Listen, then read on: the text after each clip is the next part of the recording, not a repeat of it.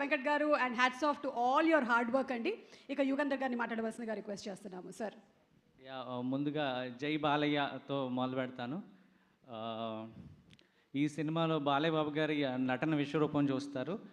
ఆయన ఫెరోషియసే కాకుండా అన్ని గవర్నమెంట్స్ ఆఫ్ యాక్టింగ్ అనమాట, ఫుల్ రేంజ్ ఆఫ్ పర్ఫార్మెన్స్ చూస్తారు ఈ సినిమాలో. సెకండ్ హాఫ్లో కొన్ని సీన్స్ ఉన్నాయి, సో టచింగ్. సినిమా చేసిన నేనే ఇట్ వాజ్ సో ఎమోషనల్ అనమాట.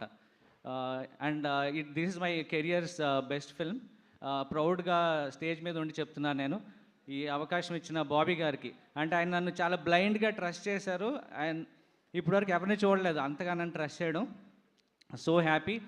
అండ్ ఈ సినిమాలో నాకు చాలా ఛాన్స్లు ఇచ్చారు, ఆపర్చునిటీస్. ఓ పక్కన ఫైర్ ఎపిసోడ్, ఇంకో పక్కన స్లో లెపర్డ్, ఇక్కడేమో శాండ్ స్ట్రామ్. అసలు చాలా డిఫరెంట్ కాంట్రాస్టింగ్ సీన్స్ అనమాట.